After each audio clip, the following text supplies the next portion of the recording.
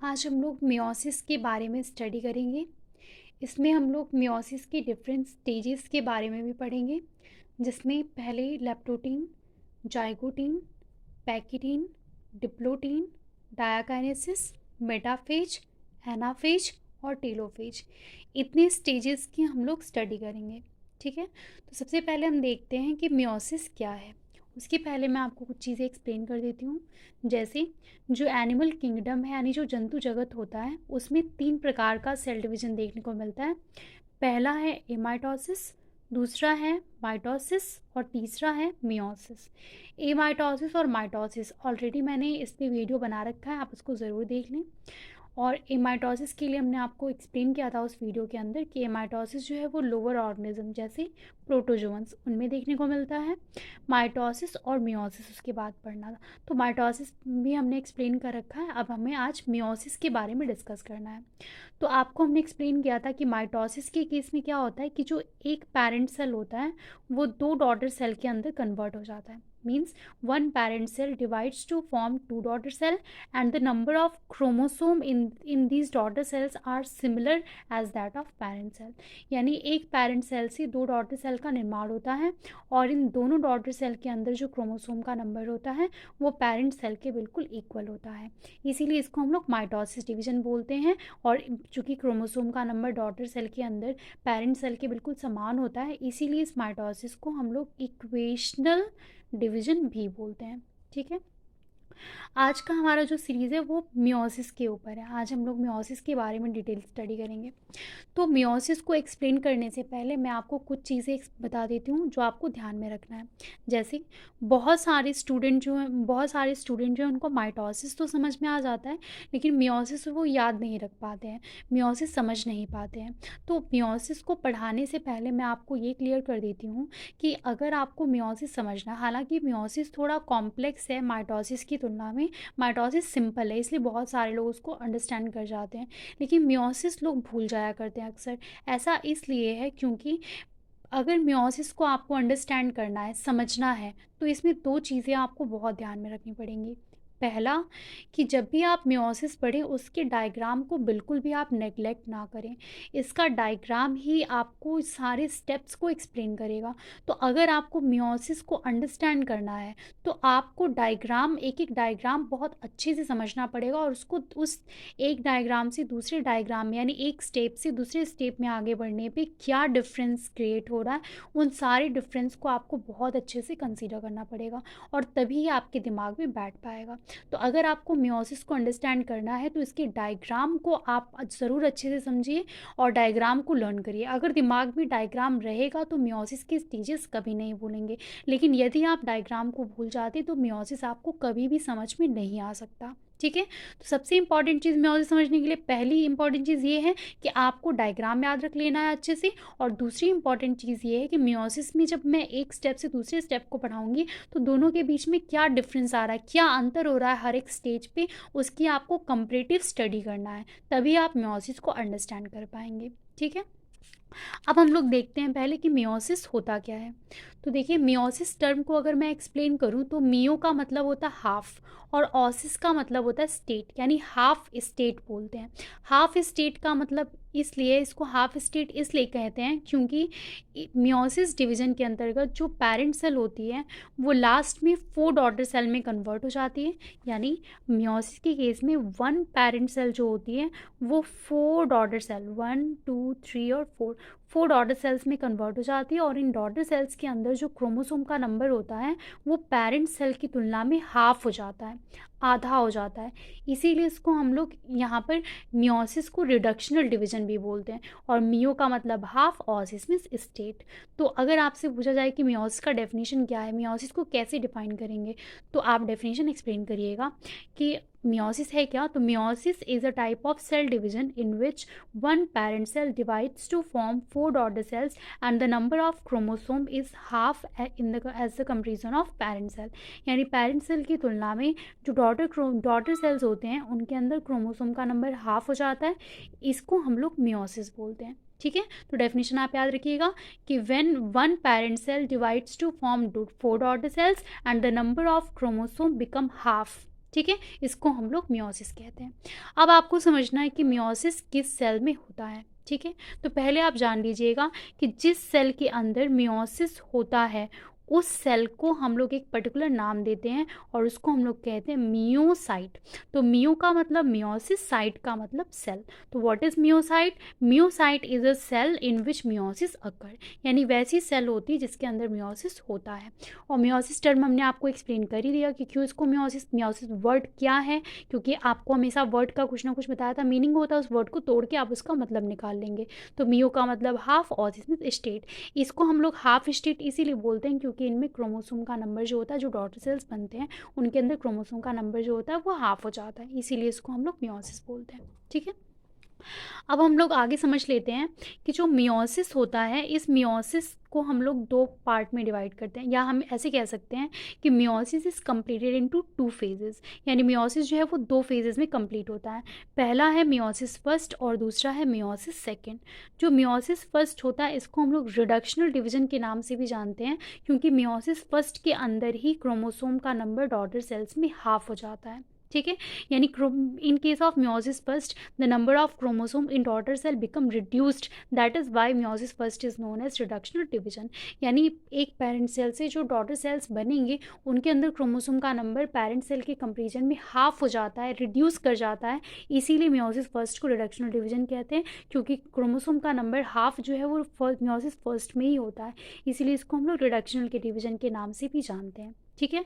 और meiosis second है, meiosis second को हम लोग इक्वेशनल डिवीजन, या इसको हम लोग कह सकते हैं कि ये बिल्कुल सेम टू सेम जो मियोसिस सेकेंड है ये माइटोसिस होता है, इसीलिए इसको अलग से आपको पढ़ने की ज़रूरत नहीं है क्योंकि बिल्कुल माइटोसिस की तरह होता है।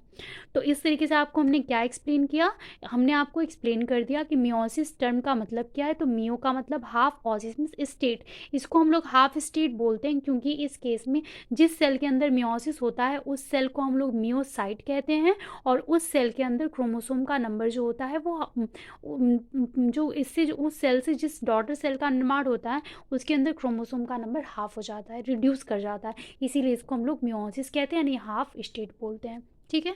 और मियोसिस किस सेल में, जिस सेल में होगा उसको हम लोग मियोसाइट कहते हैं, ये आपको हमने एक्सप्लेन कर दिया।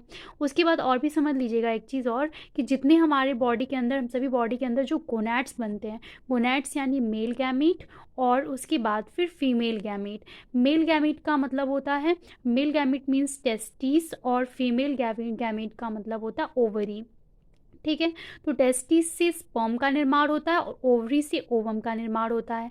जो इस टेस्टिस से जो स्पर्म बनता है वो स्पर्म हैप्लॉइड होता है और ओवम भी हैप्लॉइड हो जाता है, जबकि टेस्टिस और ओवरी के अंदर जो सेल्स होती हैं जो स्पर्म और ओवम को बनाती हैं वो खुद डिप्लॉयड होती हैं, यानी टेस्टिस जो होता है उस टेस्टिस के अंदर जो सेल पाई जाती है उस सेल को हम लोग बोलते हैं स्पर्मेटोगोनिया। याद रखिएगा, मैं यहाँ पे लिख देती हूँ फिर से, स्पर्मेटोगोनिया, यानी जो स्पर्मेटोगोनिया होता है ये खुद डिप्लॉयड होता है, लेकिन इस स्पर्मेटोगोनिया से जो स्पर्म बनता है वो हैप्लॉयड होता है क्योंकि बीच में मियोसिस आ जाती है, ठीक है। तो आपको याद रख लेना है कि चाहे मेल गैमीट हो चाहे फीमेल गैमीट हो, उस गैमीट्स का जो फॉर्मेशन होता है वो मियोसिस डिवीजन से ही होता है, इसीलिए हम सभी के बॉडी के अंदर जो गैमीट्स बनते हैं वो गैमीट्स हैप्लॉइड होते हैं, ठीक है।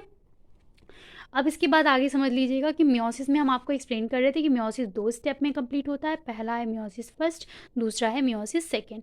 मियोसिस फर्स्ट को हम लोग रिडक्शनल डिवीजन भी बोलते हैं क्योंकि मियोसिस फर्स्ट में ही जो डॉटर सेल्स बनेंगे लास्ट में वो बिल्कुल पेरेंट सेल के क्रोमोसोम से उसका क्रोमोसोम आधा हो जाता है। और मियोसिस सेकेंड को माइटोसिस कहते हैं क्योंकि बिल्कुल ये सेम माइटोसिस की तरह होता है। अब जो मियोसिस फर्स्ट होता है इसमें फिर से वही प्रोसेसेस इन्वॉल्व होते हैं जैसे prophase first, metaphase first, anaphase first और टीलोफेज फर्स्ट। इसको लर्न करने का हमने आपको ट्रिक भी बताया था कि बहुत सारे स्टूडेंट नहीं भी याद कर पाते हैं, वो पी मैट टर्म याद करके इसको लर्न कर सकते हैं। अगर आप पी मैट कोड याद कर लें तो आपको ये स्टेजेस याद हो जाएंगे। P means prophase, M means metaphase, A means anaphase और लास्ट है टीलोफेज। और चूंकि ये सारे फर्स्ट में आ रहे हैं, मियोसिस फर्स्ट में आ रहे हैं, इसीलिए सबके आगे आप फर्स्ट लगा देंगे। सेम मियोसिस सेकेंड में भी रहेगा, prophase second, metaphase second, anaphase metaphase second, ठीक है। और जो प्रोफेज फर्स्ट होता है, अच्छा इसमें लास्ट में टीलोफेज सेकेंड भी रहेगा। तो मियोसिस फर्स्ट का जो प्रोफेज फर्स्ट होता है वो लॉन्गेस्ट फेज होता है, यानी बहुत लंबा होता है।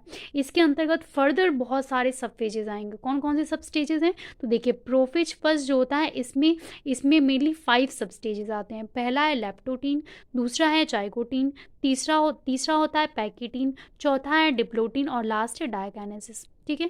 बहुत सारे स्टूडेंट ये सीक्वेंस याद नहीं रख पाते क्योंकि आपको इसको एज इट इज़ लर्न करना है। आप ऐसा नहीं कर सकते कि लिप्टोटीन को लास्ट में बता दीजिए और डायकाइनेसिस को पहले बता दीजिए, ऐसा नहीं है। आपको इसको क्रम में ही याद करना पड़ता है, ठीक है। तो बहुत सारे स्टूडेंट को ये याद नहीं हो पाता। जब हम भी पढ़ते थे तो हमें भी ये जल्दी याद नहीं होता था। तो इसको याद करने के लिए मैंने एक ट्रिक बनाया था जिससे मैंने इसको लर्न कर लिया था। तो मैं भी आपके साथ वो ट्रिक शेयर करती हूँ। अगर आप लोगों को मेरी ये ट्रिक अच्छी लगती है तो आप भी अप्लाई करें और इसको लर्न कर लें। और अगर ये ट्रिक आपको नहीं सही लगती है तो आप अपना खुद का कोई ट्रिक बनाएं, ठीक है। तो मैं अपना ट्रिक एक बार समझाती हूँ, आप प्लीज़ इसको माइंड नहीं करिएगा, मैंने सिर्फ इसको लर्न करने के लिए बनाया है, ठीक है। तो देखिए लेप्टोटीन को आप लर्न कर सकते हैं लटकती से, और जाइगोटीन को आप लर्न कर सकते हैं जुल्फ़ों से, पैकिटीन को आप पे से लर्न कर सकते हैं और डिप्लोटीन को दो और डायकाइनेसिस से दीवाने।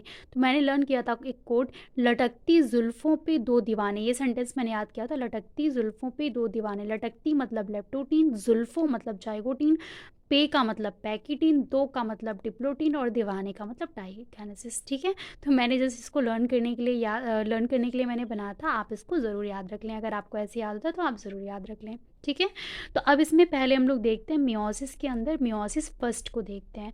मियोसिस फर्स्ट हम पहले स्टडी करेंगे और क्योंकि मियोसिस सेकेंड याद पढ़ने की ज़रूरत नहीं, क्योंकि बिल्कुल माइटोसिस की तरह होता है। तो मियोसिस फर्स्ट को पहले हम लोग डिस्कस करेंगे और इसके स्टेजेस को डिस्कस करते हैं, जिसमें से मियोसिस फर्स्ट में पहला है प्रोफेज फर्स्ट। तो प्रोफेज फर्स्ट में ये इतने सारे सब स्टेजेस आ रहे हैं। तो हम लोग पहले मियोसिस फर्स्ट के प्रोफेज फर्स्ट के लेप्टोटीन स्टेज को डिस्कस कर रहे हैं, ठीक है। तो अब यहाँ पर हम लोग इसके स्टेप को देखते हैं। तो ये जो स्टेज आपको दिखाई पड़ रहा है ये लेप्टोटीन स्टेज होती है, ठीक है। तो लेप्टोटीन स्टेज पहले तो जितना भी स्टेज में जितने भी नाम यहाँ पे लिखे हुए हैं ना, उन सारे नाम का कुछ ना कुछ मीनिंग है। अगर आप इस मीनिंग को, अगर इस वर्ड को अगर आप स्प्लिट कर लें तो इसका मतलब निकल जाएगा और ये जो मीनिंग निकलेगा उससे आप इस स्टेज को डिफाइन कर सकते हैं, ठीक है। तो आप ज़रूर इसके नाम से इसको याद रखिए, तभी आप इसको लर्न कर पाएंगे, ठीक है। तो देखिए लेप्टोटीन नाम क्यों रखा गया? तो देखिए लेप्टो का मतलब होता है, लेप्टो मीन्स होता है थ्रेड, और टीन का मतलब होता है स्टेट, यानी लेप्टोटीन को हम लोग थ्रेड स्टेट के नाम से भी जानते हैं। क्यों कहते हैं इसको थ्रेड स्टेट? क्योंकि इस केस में, अच्छा ये देखिए, ये सबसे बाहर जो ये हमने सेल बनाया, सेल में सबसे बाहर की लेयर क्या कहलाएगी? इसको हम लोग बोलते हैं प्लाज्मा मेम्ब्रेन। फिर अंदर क्या भरा होगा? साइटोप्लाज्म। फिर सेंटर में क्या होता है? न्यूक्लियर मेम्ब्रेन होता है। और अंदर क्या होगा? क्रोमैटिन प्रेजेंट है और इधर न्यूक्लियोलस प्रेजेंट है।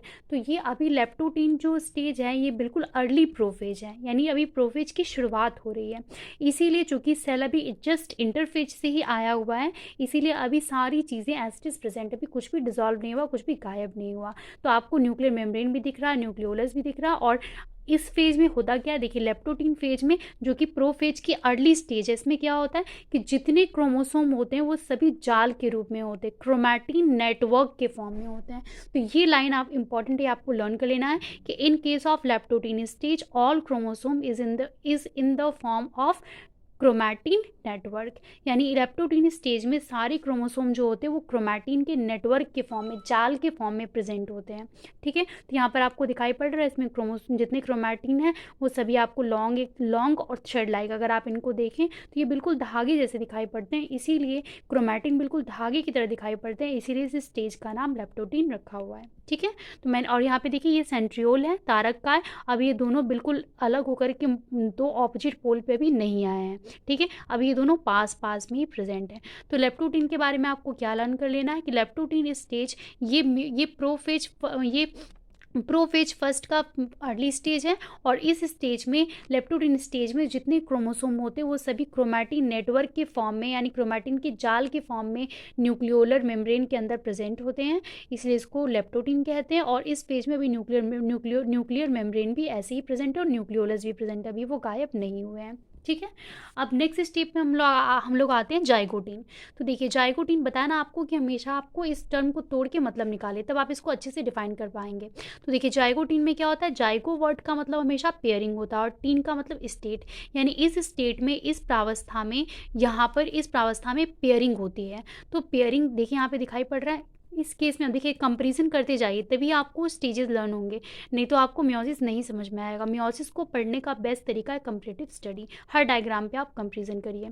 तो देखिए जाइगोटीन में क्या हो रहा है, तो इसमें देखिए इसमें उसमें अंतर करिए। इसमें सारे क्रोमोसोम जो थे वो जाल के फॉर्म में और एक दूसरे में उलझे पड़े हुए थे, लेकिन जब जाइगोटीन स्टेट आती है तो जाइगोटीन स्टेट के अंतर्गत जितने आपको यहाँ पर क्रोमैटिन दिखाई पड़ रहा है, उस क्रोमैटिन में से एक क्रोमैटिन मैटरनल और एक क्रोमैटिन पैटर्नल, यानी एक मैटरनल और एक पैटर्नल क्रोमोसोम दोनों पास पास आ जाते हैं।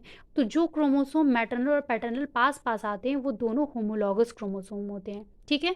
तो जाइगोटीन स्टेट में क्या होता है, जाइगोटीन स्टेट के अंतर्गत दो होमोलॉगस क्रोमोसोम की पेयरिंग होती है, इसीलिए इसको जाइगोटीन कहते हैं। जाइगो का मतलब पेयरिंग। तो याद रखिएगा, in case of zygotene stage, zygotene state, two homologous chromosomes are present close with each other, यानी दोनों क्रोमोसोम जो होते हैं वो क्लोज हो जाते हैं और उनमें पेयरिंग होती है। तो इस पेयरिंग के प्रोसेस को, यानी होमोलॉगस की पेयरिंग को हम लोग सिनेप्सिस बोलते हैं। तो व्हाट इज सिनेप्सिस, तो याद रखिएगा synapsis is simply the pairing of two homologous chromosome in which one is paternal and other one is maternal. ठीक है, यानी दो होमोलॉगस क्रोमोसोम की आपस में पेयरिंग होती है, इसी को हम लोग जाइगोटीन, और इसी प्रोसेस को हम लोग यहाँ पर सिनेप्सिस बोलते हैं। और दोनों क्रोमोसोम की जो पेयरिंग होती है वो सिनेप्टोनिमल कॉम्प्लेक्स के माध्यम से होती है। ये देखिए सिनेप्टोनिमल कॉम्प्लेक्स बना हुआ है। ठीक है, और होमोलॉगस क्रोमोसोम आपस में पेयरिंग करते हैं, तो आपको समझ लेना है कि होमोलॉगस क्रोमोसोम क्या होते हैं। तो याद रखिएगा, वही क्रोमोसोम आपस में पेयरिंग करेंगे जिन क्रोमोसोम की लेंथ, यानी जो उसका साइज है, शेप है, जीन का नंबर है और जीन की लोकेशन है, वो दोनों क्रोमोसोम के ऊपर सेम रहेगा। ठीक है, उनको हम लोग होमोलॉगस क्रोमोसोम कहते हैं। तो होमोलॉगस क्रोमोसोम क्या होता है, वैसे क्रोमोसोम जो जिनका साइज, शेप, जीन का नंबर और जीन की लोकेशन जिनमें सेम हो और सेंट्रोमियर की पोजीशन सेम हो, उसको हम लोग होमोलॉगस क्रोमोसोम कहते हैं और वही आपस में पेयरिंग करते हैं। ठीक है, तो देखिए यहाँ पर भी दो होमोलॉगस क्रोमोसोम पेयरिंग किए हुए हैं और यहाँ पर भी दो होमोलॉगस क्रोमोसोम की पेयरिंग होती है। ठीक है, इसी प्रोसेस को, होमोलॉगस क्रोमोसोम की पेयरिंग को हम लोग सिनेप्सिस बोलते हैं। तो अगर आपसे पूछा जाए कि सिनेप्सिस की प्रोसेस किस स्टेज में होती, तो आप तुरंत बताइएगा जाइगोटीन स्टेट में। ठीक है, अब इसके बाद आगे हम लोग देखते हैं। देखिए यहाँ पे हमने लिखा हुआ है होमोलॉगस क्रोमोसोम। ठीक है, और ये अभी आपको न्यूक्लियर मेम्ब्रेन भी दिखाई पड़ रहा है, न्यूक्लियोलस भी दिखाई पड़ रहा है, इसमें कोई चेंज नहीं आया, और सेंट्रियोल भी इधर ही प्रेजेंट है। ठीक है, अब नेक्स्ट स्टेप हम लोग देखते हैं पैकेटीन। पैकेटीन को हम लोग देख रहे थे, तो पैकेटीन को समझना है तो जाइगोटीन से आप कंपेयर करिएगा। तो देखिए पैकेटीन स्टेज में क्या होता है, पैकेटीन स्टेज के अंतर्गत जो क्रोमोसोम, यहाँ पे देखिए जो क्रोमोसोम है वो एक्चुअल में दो हैं, इसके दो पार्ट हैं, लेकिन वो अभी यहाँ पे विजिबल नहीं है। तो पैकेटीन स्टेज जब आता है तो इसमें देखिए दोनों में क्या अंतर लग रहा है, यहाँ पर आपको एक सेंट्रोमियर के साथ दो क्रोमैटिड दिख रहा है, लेकिन यहाँ पर दो आपको नहीं दिख रहा। तो इस फेज में, यानी पैकेटीन स्टेज के अंतर्गत जो क्रोमोसोम होते हैं वो वर्टिकली स्प्लिट हो जाते हैं, यानी ऊपर से टूट जाते हैं, और वर्टिकली जब स्प्लिट हो जाते हैं तो अब ये आपको इस तरीके से आपको ये क्रोमैटिड दिखाई पड़ने लग जाते हैं। तो याद रखिएगा पैकेटीन स्टेज में क्या होता है, तो पैकेटीन स्टेज के अंतर्गत जो क्रोमोसोम है वो वर्टिकली स्प्लिट हो जाते हैं, और इनके अंतर्गत देखिए ये एक सेंट्रोमियर है, तो ये एक ही क्रोमोसोम, लेकिन ये वर्टिकली स्प्लिट हो जाते हैं और इनके दोनों आर्म आपको क्लियरली विजिबल होते हैं। तो यहाँ पर ये सेंट्रोमियर हो गया और इनके ये दोनों आर्म हो गए। तो इन एक क्रोमोसोम के जो दो आर्म होते हैं उन दोनों आर्म को आपस में हम लोग सिस्टर क्रोमैटिड कहते हैं। जैसे देखिए ये दोनों आपस में सिस्टर क्रोमैटिड हो गए, ये दोनों आपस में सिस्टर क्रोमैटिड हो गए, और अगर इसकी और इसकी बात कर लें तो ये दोनों आपस में नॉन सिस्टर क्रोमैटिड होंगे। ठीक है, तो पैकेटीन स्टेज के अंतर्गत क्या होता है, क्रोमोसोम जो होता है वो वर्टिकली स्प्लिट हो जाता है, और यहाँ पर देखिए क्रोमोसोम दो ही दिखाई पड़ रहे हैं, ये भी स्प्लिट नहीं है। तो इस स्टेज में जिसमें क्रोमोसोम आपस में पेयरिंग करते हैं, दो जोड़ी बना लेते हैं, तो इस स्टेज को हम लोग डायड स्टेज बोलते हैं। याद रखिएगा DIAD, डायड स्टेज। और इस केस में आपको क्रोमोसोम के चार क्रोमोसोम में आपको दो आर्म ये और दो आर्म ये, यानी चार आर्म आपको क्लियर दिखाई पड़ रहे हैं, इसीलिए इस स्टेज को टेट्रावैलेंट स्टेज बोलते हैं। तो क्वेश्चन बनेगा कि टेट्रावैलेंट स्टेज किस स्टेज में विजिबल होती है, तो आंसर होगा पैकेटीन। ठीक है। और किस स्टेज के अंतर्गत क्रोमोसोम वर्टिकली स्प्लिट हो जाते हैं, तो आंसर होगा पैकेटिन। नेक्स्ट देखिए डिप्लोटीन। डिप्लोटीन में देखिए क्या होगा, तो डिप्लोटीन के अंतर्गत जो क्रोमोसोम यहाँ पर आपको दिखाई पड़ रहे हैं, जो होमोलॉगस क्रोमोसोम थे, यानी एक मैटरनल और एक पैटर्नल, ये दोनों क्रोमोसोम के जो आर्म्स होते हैं वो आपस में क्रॉसिंग ओवर में इन्वॉल्व हो जाते हैं, यानी आपस में उनमें क्रॉसिंग ओवर होने लग जाएगा। यानी इस क्रॉसिंग ओवर होने का सीधा मतलब ये है कि मैटरनल क्रोमोसोम का जो सेगमेंट है वो टूट करके पैटर्नल क्रोमोसोम के सेगमेंट पे आ जाएंगे, और पैटर्नल वाला टूट के मैटरनल पे आ जाएगा। यानी जैसे मान लीजिए ये पैटर्नल क्रोमोसोम है और ये मान लीजिए मैटरनल क्रोमोसोम है, तो इसका कुछ पार्ट टूट करके इस पे लग जाएगा और इसका पार्ट टूट करके इस पे लग जाएगा। तो जितना क्रोमोसोम का पार्ट टूट जाता है और एक्सचेंज होता है, उनकी जीन, उस पे लगे जीन भी एक्सचेंज हो जाते हैं। तो इसी को हम लोग जीन विनिमय, यानी क्रोमोसोम के पार्ट, मैटरनल पार्ट टूट के पैटर्नल के ऊपर, पैटर्नल वाला टूट के मैटरनल पे लग जाता है। इसी फिनोमिनॉन को हम लोग क्रॉसिंग ओवर कहते हैं। ठीक है, तो क्रॉसिंग ओवर किस स्टेज में देखने को मिलेगा, तो आंसर होगा डिप्लोटीन स्टेज में, ये क्वेश्चन बनता है। ठीक है, और जिस जगह पे क्रोमोसोम के दोनों आर्म आपस में जुड़ते हैं, वहाँ पर एक्स के शेप में एक स्ट्रक्चर बन जाता है, और इसी को हम लोग कियाजमेटा बोलते हैं। तो व्हाट इज कियाजमेटा, देखिए कियाजमेटा का मतलब ही होता है क्रॉस। ठीक है, तो जहाँ पे जिस साइट पे मैटरनल क्रोमोसोम और पैटर्नल क्रोमोसोम दोनों आपस में अटैच हो जाते हैं, उसको हम लोग कियाजमेटा कहते हैं। और इसी प्रोसेस को क्रॉसिंग ओवर कह दिया जाएगा, जहाँ पर क्रोमोसोम में जीन का एक्सचेंजिंग होता है। ठीक है, तो इस तरीके से क्रॉसिंग ओवर किस स्टेज में देखने को मिलेगा, डिप्लोटीन स्टेज में। और ये भी आपको याद रख लेना है कि जो कियाजमेटा बनता है, अब सवाल ये पैदा होता है कि एक क्रोमोसोम के ऊपर लगभग कितने कियाजमेटा बन सकते हैं, तो आंसर ये हो जाएगा कि कियाजमेटा का जो नंबर होता है वो क्रोमोसोम की लेंथ पे डिपेंड करता है। ठीक है, अगर क्रोमोसोम लंबाई में ज़्यादा बड़ा है तो कियाजमेटा ज़्यादा बनेंगे, और अगर क्रोमोसोम लंबाई में कम है तो कियाजमेटा कम बनेंगे। ठीक है, उसके बाद और भी आपको लर्न कर लेना, जैसे ये सेंट्रोमियर है और ये है क्रोमोसोम। ठीक है, तो सेंट्रोमियर के पास में जितने जीन्स लगे होते हैं उनमें क्रॉसिंग ओवर होने के चांसेस कम होते हैं, और सेंट्रोमियर से जितने दूर जीन्स होते हैं, उन जीन्स के अंदर क्रॉसिंग ओवर के चांसेस ज़्यादा होते हैं। तो सेंट्रोमियर के पास में जो जीन्स होते हैं उनमें क्रॉसिंग ओवर के चांसेस कम, और जितने दूर होते हैं उनमें क्रॉसिंग ओवर के चांसेस, यानी सेपरेट होने के चांसेस ज़्यादा होते हैं। तो आपको ये लर्न कर लेना क्रॉसिंग ओवर है क्या, तो सिंपली आर्म्स की, मैटरनल और पैटर्नल क्रोमोसोम के आर्म्स की एक्सचेंजिंग होती है आपस में। ठीक है, तो ये डिप्लोटीन स्टेज में दिखाई पड़ता है।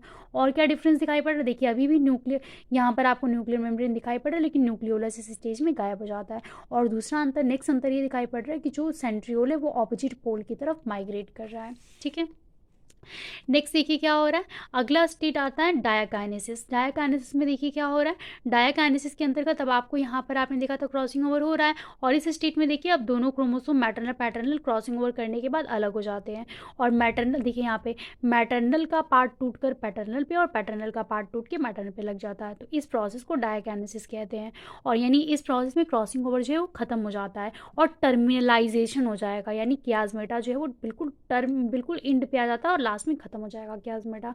ठीक है, और देखिए क्रोमोसोम के कुछ पार्ट जो होते हैं, जैसे देखिए ये वाला पार्ट और ये वाला पार्ट, यानी क्रोमोसोम के ये दोनों आर्म जो है वो क्रॉसिंग ओवर में इन्वॉल्व नहीं हुए हैं। तो जो पार्ट क्रोमोसोम का जो आर्म क्रॉसिंग ओवर में पार्टिसिपेट नहीं करता है उसको नॉन क्रॉस ओवर, और जो पार्ट क्रॉसिंग ओवर में पार्टिसिपेट करता है उसको क्रॉस ओवर बोलते हैं। ठीक है, और इसी स्टेज में डायकाइनेसिस में ही देखिए न्यूक्लियर मेम्ब्रेन भी क्या और एक गायब हो रही है, और सेंट्रियोल दो ऑपोजिट पोल पे पहुंच चुके हैं। तो न्यूक्लियर मेम्ब्रेन क्यों गायब हो जाती है, तो ये आपको याद रख लेना कि न्यूक्लियर मेम्ब्रेन डायकाइनेसिस स्टेट में इसीलिए गायब हो जाती है क्योंकि इस क्रोमोसोम का साइटोप्लाज्म के कॉन्टैक्ट में आना बहुत ज़रूरी होता है, क्योंकि न्यूक्लियर मेम्ब्रेन जो होता है वही साइटोप्लाज्म को न्यूक्लियोप्लाज्म से अलग करता है। तो इसीलिए जब न्यूक्लियर मेम्ब्रेन गायब हो जाता है तो क्रोमोसोम जो है वो साइटोप्लाज्म के कॉन्टैक्ट में आ जाते हैं। ऐसा इसलिए होता है क्योंकि क्यों आना ज़रूरी है, क्यों न्यूक्लियर मेम्ब्रेन गायब हो जाता है, क्योंकि जब ये क्रोमोसोम साइटोप्लाज्म के कांटेक्ट में आते हैं तभी स्पिंडल फाइबर बनाने वाले जो प्रोटीन होते हैं वो साइटोप्लाज्म में एक्टिव होकर के स्पिंडल फाइबर का फॉर्मेशन करते हैं और ये क्रोमोसोम आपस में सेपरेट होते हैं। ठीक है, तो ये क्वेश्चन पूछा जाता है कि क्यों न्यूक्लियर मेम्ब्रेन गायब होती है, तो आपको लर्न कर लेना ताकि साइटोप्लाज्म के अंदर प्रेजेंट जो स्पिंडल फाइबर को बनाने वाले प्रोटीन है वो एक्टिव हो जाए और जल्दी से स्पिंडल फाइबर बनाए। तो देखिए जैसे ही न्यूक्लियर मेम्ब्रेन गायब हो गया, यहाँ पर देखिए स्पिंडल फाइबर्स बन गए। तो अब ये स्टेज क्या होती है डायकाइनेसिस के बाद, यहाँ से देखिए, यहाँ से ये पूरा प्रोफेज कंप्लीट हो गया। यहाँ पे बताया था ना आपको, प्रोफेज में लेप्टोटीन, जाइकोटीन, पैकेटीन, डिप्लोटीन, डायकाइनेसिस। तो डायकाइनेसिस तक आपने पढ़ लिया, यानी प्रोफेज फर्स्ट कंप्लीट हो गया।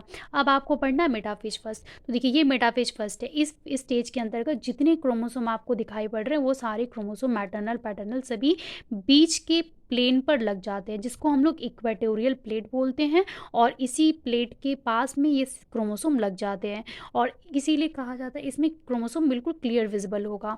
और यहाँ पर आपको क्या दिख रहा है कि इस क्रोमोसोम के जो सेंट्रोमियर होते हैं वो पोल्स की तरफ में होते हैं, यानी पोल्स की तरफ उनका फेस होता है, और उनके जो आर्म्स होते हैं वो इक्वेटर की तरफ, ये इक्वेटर होता है, इस इक्वेटर की तरफ फेस कर लेते हैं। ठीक है, तो ये मेटाफेज कहलाता है। मेटाफेज एक ऐसी फेज होती है जिसमें सारे क्रोमोसोम मेटाफेजिक प्लेट पे अरेंज हो जाते हैं, और उनके पोल्स जो होते हैं वो क्रोमोसोम के जो सेंट्रोमियर होते हैं वो पोल्स की तरफ आ जाते हैं। क्रोमोसोम के आर्म जो होते हैं वो यहाँ पर इक्वेटर की तरफ आ जाते हैं। ठीक है, और मेटाफेज फर्स्ट ही एक ऐसी फेज है जिसके अंतर्गत आप क्रोमोसोम के शेप, साइज, इन सब चीज़ों की अच्छे से स्टडी कर पाते, क्योंकि क्लियर आपको बीच में सारे क्रोमोसोम लगे हुए दिखाई पड़ जाते हैं। ठीक है, अब समझिएगा। नेक्स्ट हम लोग समझते हैं एनाफेज फर्स्ट। तो एनाफेज फर्स्ट में आपको क्या दिख रहा है? एनाफेज फर्स्ट में ये दिख रहा है कि अब यहाँ पर जो क्रोमोसोम यहाँ पर आपको दिखाई पड़ रहे हैं वो क्रोमोसोम में, यहाँ पर देखिए ये स्पिंडल apparatus लगा हुआ है, स्पिंडल फाइबर है। अब ये स्पिंडल फाइबर की शॉर्टनिंग होगी, यानी इधर से पोल्स की तरफ लगे हुए हैं, और ये स्पिंडल फाइबर, अब ये स्पिंडल फाइबर क्या करेंगे, ऐसे खींचेंगे, पोल्स की तरफ खींचेंगे। तो जब ये पोल्स की तरफ खींचेंगे तो इनसे लगा हुआ जो क्रोमोसोम है वो भी क्या होगा, उसकी तरफ, ऊपर की तरफ खींचेगा, और ये नीचे की तरफ खींचेगा इस तरीके से, तो ये नीचे खींच जाएंगे। तो देखिए ये इसको खींचेगा, ये इसको खींचेगा। तो देखिए इस एनाफेज स्टेज में क्या होता है, एनाफेज फर्स्ट में इस स्पिंडल फाइबर की शॉर्टनिंग होती है, यानी छोटे होते हैं। तो देखिए स्पिंडल फाइबर खींच के छोटा हो गया, जब छोटा हो गया तो ये पार्ट अपने साथ साथ क्रोमोसोम को भी खींच लेता है। तो देखिए यहाँ पे क्रोमोसोम खींच गए, मैटरनल पैटर्नल। ठीक है, यहाँ पे भी खींच गए, यहाँ पर भी खींच गए। तो इस प्रकार के क्रोमोसोम के मूवमेंट को एनाफेजिक मूवमेंट कहते हैं। ठीक है, यानी जो क्रोमोसोम है वो अपोजिट पोल की तरफ माइग्रेट कर जाते हैं। ठीक है, इसी को हम लोग एनाफेज कहते हैं। और लास्ट में देखिए ये टीलोफेज फर्स्ट है। टीलोफेज में क्या होता है, अब यहाँ पे देखिए ये जो अभी जो सेल है, साइटोप्लाज्म है सेल का, वो डिवाइड होने लग जाता है, और इस तरीके से एक फरो बन जाती है, खांच बन जाती है। ये पूरी खांच भर जाएगी, और इस तरीके से 2 डॉटर सेल्स बनेंगे, और इनके अंदर जो क्रोमोसोम का नंबर होता है वो दोनों में हाफ हो जाता है, यानी हैप्लॉइड हो जाएगा। और फिर इन सेल्स के अंदर मियोसिस सेकेंड होता है, ये मियोसिस सेकेंड जो बिल्कुल माइटोसिस की तरह है। तो जब इसमें मियोसिस सेकेंड होगा, तो आपको पता है जब भी मियोसिस सेकेंड के अंतर्गत, ये बिल्कुल मियोसिस सेकेंड माइटोसिस की तरह होता है। माइटोसिस में आपने पढ़ा था एक सेल से 2 सेल्स बनते हैं, तो इस एक सेल से 2 सेल बन जाएंगे, इस एक सेल से 2 सेल बन जाएंगे, और ये 4 सेल लास्ट में एक मियोसिस स्टेज में एक सेल से कितने सेल बनते हैं, 4 सेल बन जाएंगे, और इन सभी में क्रोमोसोम का नंबर हाफ हो जाएगा। और यहाँ पर जो आपको दिखाई पड़ रहा है ये धीरे धीरे न्यूक्लियर मेम्ब्रेन, न्यूक्लियोलस, ये सब फिर से बन जाएगा, फिर से रिफॉर्म हो जाएंगे। ठीक है, तो इस तरीके से मैंने आपको पूरा मियोसिस एक्सप्लेन कर दिया। मैं बहुत जल्दी से आपको एक बार फिर से एक्सप्लेन कर देती हूँ। मैंने बताया मियोसिस के स्टेज में, मियोसिस में मैंने आपको एक्सप्लेन कर दिया कि मियोसिस जो होते हैं ये 2 फेजेस में कंप्लीट होते हैं, meiosis first, meiosis second. Meiosis first में प्रोफेज, मेटाफेज, एनाफेज और टेलोफेज। मियोसिस सेकेंड में भी वैसे ही आ जाएगा। अब प्रोफेज फर्स्ट जो होता है सबसे लंबी फेज होती है, इसमें leptotene, zygotene, pachytene, diplotene, diakinesis stage आता है, और उसके बाद ये सारे स्टेज। तो देखिए लेप्टोटीन में मैंने क्या एक्सप्लेन किया कि जितने क्रोमोसोम होते हैं वो सभी आपको जाल के रूप में, क्रोमैटिन मटेरियल के रूप में या क्रोमैटिन नेटवर्क के रूप में दिखाई पड़ते हैं। जाइगोटीन स्टेट में क्या होता है, जाइगोटीन स्टेट के अंतर्गत जो मैटरनल और पैटर्नल क्रोमोसोम यानी होमोलॉगस क्रोमोसोम की पेयरिंग होती है, जिसको जाइगोटीन स्टेट कहते हैं। पैकेटीन स्टेट में क्या होता है, ये जो क्रोमोसोम होते हैं ये क्रोमोसोम वर्टिकली स्प्लिट होते हैं, जिससे इनके दोनों आर्म आपको क्लियर दिखाई पड़ेंगे। तो देखिए यहाँ पर क्या हुआ, इसमें वर्टिकली ये स्प्लिट हुआ, इस तरीके से वर्टिकली जब स्प्लिट हुई तो 2 आर्म आपको क्लियर दिखाई पड़ रहा है। और इन दोनों आर्म, जो एक क्रोमोसोम के दोनों आर्म को, सेम क्रोमोसोम के दोनों आर्म को सिस्टर क्रोमैटिड, और 2 अलग अलग क्रोमोसोम के आर्म को नॉन सिस्टर क्रोमैटिड कहते हैं। डिप्लोटीन स्टेट में क्या होता है, डिप्लोटीन स्टेट में क्रॉसिंग ओवर होता है, जिसमें एक क्रोमोसोम, मैटरनल क्रोमोसोम का जो आर्म होता है वो पैटर्नल क्रोमोसोम के आर्म के साथ आपस में एक्सचेंज कर जाता है, जिससे जीन का विनिमय हो जाता है। ये डिप्लोटीन स्टेट में होता है। डायकाइनेसिस में क्या दिखाई पड़ रहा है, न्यूक्लियर मेम्ब्रेन गायब होने लग जाती है, और उसके साथ साथ यहाँ पर आपको दिखाई पड़ रहा है आर्म्स की एक्सचेंजिंग हो गई है। और कुछ पार्ट जो होते हैं वो क्रोमोसोम के, वो क्रॉसिंग ओवर में पार्टिसिपेट नहीं करते, उनको नॉन क्रॉस ओवर कहते हैं। और जो क्रोमोसोम जो क्रॉसिंग ओवर में पार्टिसिपेट करते हैं उन दोनों आर्म्स को हम लोग उन दोनों आर्म को हम लोग क्रॉस ओवर बोलते हैं। ठीक है। मेटाफेज स्टेट में क्या होता है, जितने क्रोमोसोम आपको दिखाई पड़ रहे हैं वो बीच की प्लेट पे लग जाते हैं सारे, और मेटाफेजिक प्लेट पे अरेंज हो जाते हैं। इनको हम लोग मेटाफेज बोलते हैं। मेटा का मतलब मिडिल, फेज में प्रावस्था, यानी जितने क्रोमोसोम मिड में बीच में लग जाते हैं। इनके पोल्स जो होते हैं, इनके जो सेंट्रोमियर, क्रोमोसोम के सेंट्रोमियर होते हैं वो पोल्स की तरफ हो जाते हैं, और इनके आर्म जो होते हैं वो बीच में इक्वेटर की तरफ हो जाते हैं। फिर एनाफेज के अंतर्गत क्या होता है, इस स्पिंडल फाइबर की शॉर्टनिंग होती है, जिससे सारे क्रोमोसोम जो होते हैं वो ऊपर की तरफ ऑपोजिट पोल पे खिंच जाते हैं, और इस प्रकार के माइग्रेशन को हम लोग एनाफेजिक माइग्रेशन कहते हैं, और या एनाफेजिक मूवमेंट कहते हैं। और टीलोफेज में लास्ट में क्या होता है, साइटोकाइनेसिस हो जाती है, जिससे सेल 2 पार्ट में डिवाइड हो जाता है, और 2 से फिर में मियोसिस सेकेंड होगा, जो कि माइटोसिस की तरह होता है, और इन दोनों से फिर 4 सेल्स का निर्माण हो जाता है, और ये चारों के चारों हैप्लॉइड होते हैं। इसीलिए कहा जाता है कि मियोसिस क्या है, मियो का मतलब हाफ, और सिस स्टेट यानी एक सेल से 4 सेल डॉटर सेल का निर्माण होता है, और में क्रोमोसोम का नंबर हाफ हो जाता है। That's all.